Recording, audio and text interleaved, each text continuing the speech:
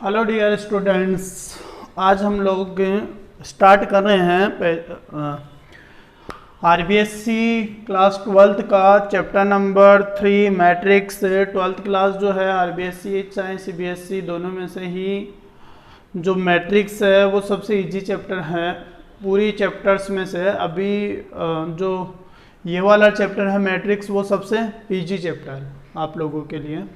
हम लोग इसको स्टार्ट कर रहे हैं इजी से डिफ़िकल्ट की ओर मूव करेंगे। तो वैसे आपकी बुक में इजी दे रखा है, मतलब आपकी बुक में जितना दे रखा है वो ही इजी है, मतलब वो जो क्वेश्चंस है। वैसे मैट्रिक्स में बहुत सारे क्वेश्चंस और बहुत सारी चीज़ें हैं जो आपको लोगों को नहीं पढ़नी है अभी फ़िलहाल, लेकिन जिनको IIT JEE और इनकी तैयारी करनी है उनको तो सारी पढ़नी है। तो उनके लिए तो मैट्रिक्स आप लोग अलग से बुक रेफ़र करके उसमें से पढ़ें आप लोग।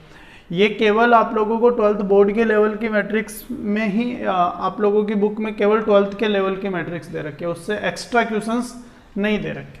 ठीक है, हम डिस्कस कर रहे हैं मैट्रिक्स। मैट्रिक्स में पहले हम लोग बात करें तो मैट्रिक्स की डेफिनेशन क्या होती है। मैट्रिक्स एक्चुअली में matrix is the collection of information या कलेक्शन ऑफ नंबर्स कह सकते हैं आप लोग, कलेक्शन ऑफ नंबर्स कह सकते हैं, यानी नंबर्स का अरेंजमेंट करें। कलेक्शन से भी जो इजी वर्ड और सही जो वर्ड है वो रहेगा अरेंजमेंट्स।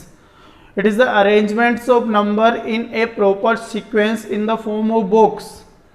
ये नंबर्स का एक अरेंजमेंट है, किस फॉर्म में, बॉक्स है, एक बॉक्स का नंबर्स का अरेंजमेंट है एक प्रॉपर फॉर्मेशन में, एक अच्छे तरीके से एक बॉक्स के अंदर। तो बॉक्स के अंदर जब हम लोग एक नंबर्स को लिखते हैं किसी प्रॉपर फॉर्मेशंस के अकॉर्डिंग, तो उनको हम लोग क्या कहते हैं, नंबर्स कहते हैं, वो मैट्रिक्स कहते हैं। मैट्रिक्स को हिंदी में आव्यूह कहते हैं। तो ये जो मैट्रिक्स आप लोगों के पास में है उसमें दो चीज़ें होती है। Matrix is the collection of rows and columns and the elements of rows and columns are numbers. Matrix क्या होती है, रो और कॉलम के क्या होते हैं, अरेंजमेंट होती है या कलेक्शन होता है। या मैट्रिक्स में कह सकते हैं हम लोग कि एक बॉक्स होता है जिसमें रो और कॉलम, पंक्ति और स्तंभ दोनों हो, और पंक्ति और स्तंभ के जो अवयव होते हैं वो क्या होते हैं, नंबर्स होते हैं। ठीक है, तो मैट्रिक्स का एग्जाम्पल इस तरह से है, हम लोग बॉक्स में ऐसे लिखते हैं और यहाँ पे आप लोगों का ये दो बॉक्स बनता है, एक ब्रैकेट है बड़ा वाला ब्रैकेट, यानी एक एलिमेंट यहाँ पे 2 और दूसरा एलिमेंट यहाँ पे 1, ये 3 और ये 5, 4 एलिमेंट्स हैं। तो इसको क्या कहेंगे हम लोग, मैट्रिक्स कहते हैं। इसके ये जो एलिमेंट्स ये जो होते हैं ऊपर वाली जो लाइनें होती है इनको हम लोग क्या कहते हैं, कॉलम्स कहते हैं, यानी स्तंभ कहते हैं। जो वर्टिकल लाइनें होती है उनको, और जो हॉरिजॉन्टल लाइंस होती है उनको क्या कहते हैं हम लोग, रोज कहते हैं, रो या कहते हैं पंक्ति। तो ये क्या हो गई, आप लोगों के पंक्ति हो गई और ये आप लोगों के स्तंभ हो गए। अब हम जो बात करेंगे जिसके बारे में कि ये तो एक परिभाषा या संकेत जो हो गए आप लोगों के मैट्रिक्स का, और जनरली हम लोग मैट्रिक्स को कैपिटल A या कैपिटल B या कैपिटल C से रिप्रेजेंट करते हैं। हाँ, अल्फ़ाबेट्स जो होते हैं उनमें कैपिटल से रिप्रेजेंट करते हैं। अब हमारे पास में सबसे जो आगे का जो टॉपिक है उसमें है ऑर्डर ऑफ मैट्रिक्स।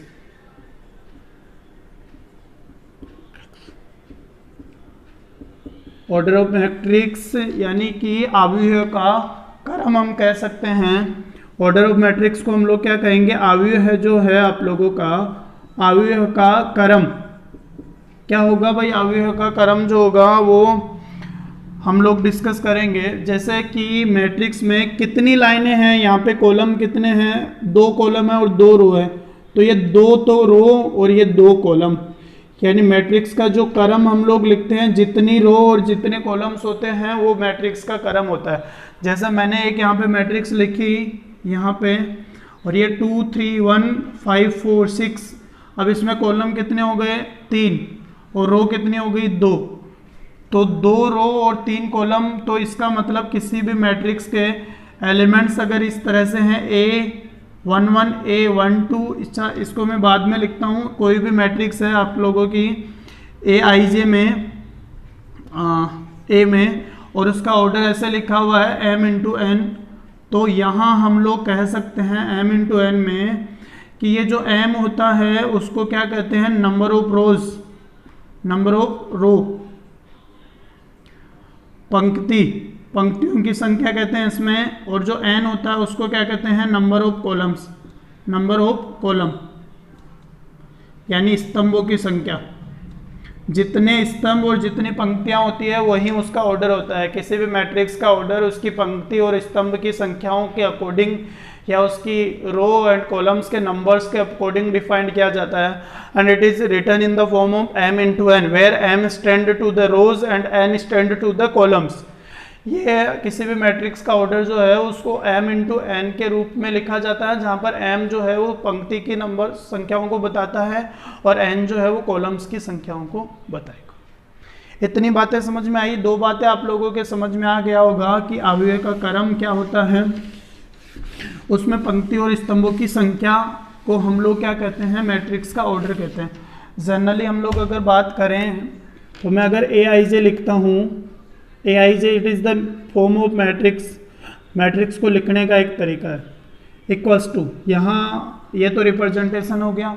यहाँ अगर मैं इसको लिखूँ a11, a12, a13, a21, a22 और a23, और ऐसा आगे कहाँ तक लिखे अपन, a1n तक लिख दो, और इसको a1 a2n तक लिख दो।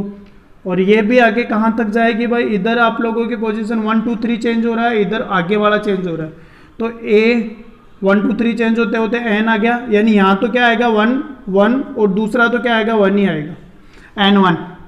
और ये कितना हो जाएगा, ये सारे चेंज होंगे, यहाँ से क्या हो जाएगा an2 और यहाँ से an3, और डॉट डॉट जब जाएंगे तो और इधर से भी जब आएंगे तो यहाँ से जाएंगे तो भाई देखो इधर से आने वाला तो a और इधर से आने वाला n चेंज होगा, और इधर से आने वाले को मैं क्या लिखूँ, m लिख देता हूँ, उधर भी n हो तो इधर m लिख देते हैं भाई, am लिख देते हैं इसको, और इसको भी m लिख देंगे अभी। तो यहाँ तो m रहेगा और इधर से आने वाला क्या रहेगा, n रहेगा। इसका मतलब ये हुआ कि किसी भी मैट्रिक्स का अगर आप लोगों को ऑर्डर लिखना है तो उसका जो लास्ट का एलिमेंट है उसकी पोजीशन जो रहेगी वही बताएगी उसका ऑर्डर। m इंटू एन जो होगी रो होगी ये, और ये क्या हो जाएगा, कॉलम्स।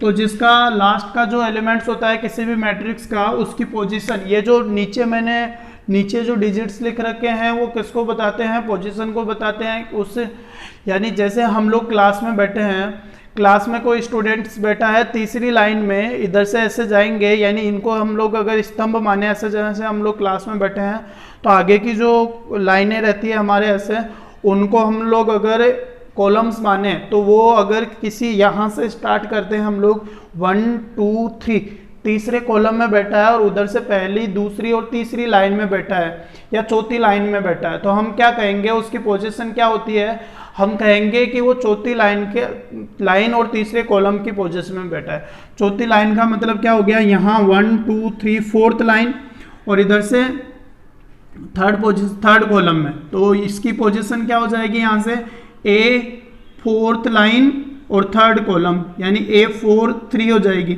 a4 3 हो जाएगी। तो ये जो एलिमेंट होते हैं ये इनकी पोजीशन को बताते हैं। तो किसी भी मैट्रिक्स में जो लास्ट एलिमेंट की पोजीशन होती है वही उसके ऑर्डर को बताती है। क्या बताती है भाई, उसके ऑर्डर को, जो एलिमेंट की लास्ट पोजीशन होती है वही उसके एलिमेंट को बताती है। जनरली हम लोग संकेत की फॉर्म में इसको a aij लिखते हैं किसी भी मैट्रिक्स को, और इसके जो aij का जो ऑर्डर होता है ना, इसका जो लास्ट एलिमेंट होता है वो उसके ऑर्डर को बताता है। लास्ट एलिमेंट होगा किसी भी मैट्रिक्स का, उसकी जो पोजीशन होगी वही क्या होगी, उसके ऑर्डर को बताएगी। जैसे मान के चलो मैंने लिखी इसको a11, a12, a13 और a21, a22 और a23 और a31, a32 और a33। अब इसमें लास्ट एलिमेंट की पोजीशन क्या है, आप लोगों के पास में 3 3 है, तो इसका ऑर्डर हो जाएगा 3 इंटू 3, यानी 3 रोज और 3 लाइन्स, 3 रोज और 3 कॉलम्स। अब यहाँ पे हम लिखते कैसे हैं, किसी भी मैट्रिक्स का एक फॉर्मूले, जो सारे एलिमेंट होते हैं, मैंने कहा था एक प्रॉपर अरेंजमेंट्स में होते हैं, जो सारे एलिमेंट्स होते हैं वो इसके, अगर aij ऐसे लिखा हुआ है ना, तो एक aij से हम लोग इसको फॉर्मूले के अकॉर्डिंग लिखते हैं। aij इज इक्वल्स टू लिखते हैं, मान लो i प्लस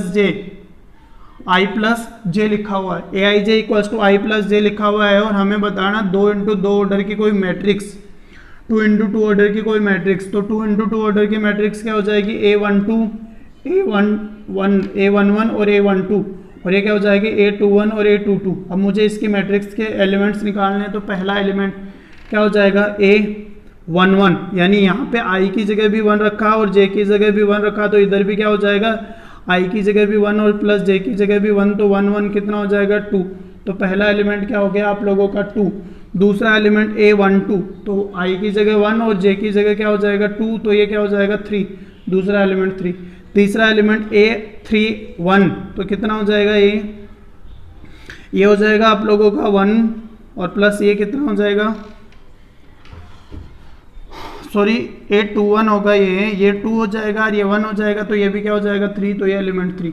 चौथा होगा A22, तो यहाँ पे भी 2 और प्लस यहाँ पे भी 2, तो कितना हो जाएगा 2 2 जब 4 हो जाएगा। तो इस तरह से आप लोगों को क्या करना है, ये एलिमेंट 4 हो गया, ये उसके क्या बता दिया ऑर्डर को। एक तो मैट्रिक्स क्या होती है, एक मैट्रिक्स का ऑर्डर क्या होता है, और एक मैट्रिक्स को किसी भी फॉर्मूले से कैसे कैलकुलेट किया जा सकता है। अब इसके क्वेश्चंस कैसे पूछे जाएंगे आपसे कि किसी भी मैट्रिक्स को कैसे फाइंड आउट किया जा सकता है, या क्या होगा, जैसे आपकी एक्सरसाइज का तीसरा क्वेश्चन आप लोगों को लिखा हुआ है। तीसरे क्वेश्चन में क्या लिखा हुआ है एक्सरसाइज की में, या मान लो ऐसा ही कोई एग्जाम्पल आपसे पूछे जाए कि एक मैट्रिक्स बना दीजिए। मैं एग्जाम्पल लेके बता रहा हूँ, एक मैट्रिक्स बनानी है आप लोगों को 2 इंटू 3 ऑर्डर की, और उस 2 इंटू 3 ऑर्डर की मैट्रिक्स को लिखा हुआ है A इक्वल्स टू AIJ से, AIJ से लिखा हुआ है, और जो है IJ जहाँ पे AIJ जो है वो इक्वल्स टू है, AIJ किसके इक्वल है, AIJ इक्वल्स टू 2I और प्लस J के इक्वल है, 2I और प्लस J के इक्वल है। तो मैट्रिक्स मुझे लिखनी है 2 इंटू 3 ऑर्डर की, यानी A12 A11 A12 और A13, क्योंकि 3 कॉलम्स है यहाँ पे, और यहाँ से A21 और A22 और A23। अब लास्ट एलिमेंट क्या हो गया 2 3 हो गया, तो मैट्रिक्स खत्म, और ऑर्डर भी क्या हो जाएगा इसका 2 इंटू 3। तो पहला एलिमेंट क्या होगा A11, अपने पास में AIJ की वैल्यू दे रखी है, फॉर्मूला दे रखा है 2I प्लस J, तो ये फॉर्मूला हर मैट्रिक्स के लिए बदलता है, ये परमानेंट नहीं। तो यहाँ से A11 क्या हो जाएगा 2 इंटू 1 और प्लस 1, कितना हो जाएगा 2 प्लस 1 यानी कि 3। A12 कितना हो जाएगा 2 इंटू 2 2 इंटू 1 और प्लस 2, कितना हो जाएगा 2 प्लस 2 यानी 4। और A13 कितना हो जाएगा 2 इंटू 1 और प्लस 3, 2 प्लस 3 कितना हो जाएगा 5। और नेक्स्ट क्या है आप लोगों का A21 का मतलब हो गया 2 इंटू 2 और प्लस 1, 2 2 जा 4 प्लस 1 यानी कितना हो गया 5। यहाँ से A22 कितना हो जाएगा, यहाँ से 2 इंटू 2 और प्लस 1, 2 2 जा 4 प्लस 1, 4 प्लस 1 कितना हो गया, सॉरी यहाँ पे 2 2 जा 4 और प्लस 2 कितना हो गया 6, और A हो जाएगा 8 2 3, तो यहाँ से 2 इंटू 3 और प्लस 2, 6 प्लस 2, 6 प्लस 2 का मतलब क्या हो गया 8। तो हम लोग जब मैट्रिक्स बनाएंगे तो 3 4 5 5 6 8, ये मैट्रिक्स। तो इस तरह से आप लोगों को इसके क्वेश्चंस करने हैं। पहली जो क्लास है इसमें मैं आप लोगों को केवल बेसिक बता रहा हूँ, नेक्स्ट जो क्लास रहेगी उसमें टाइप्स ऑफ मैट्रिक्स हम लोग डिस्कस करेंगे। बेसिक्स ऑफ मैट्रिक्स ये आप लोगों का है, ठीक है। Okay guys, thank you.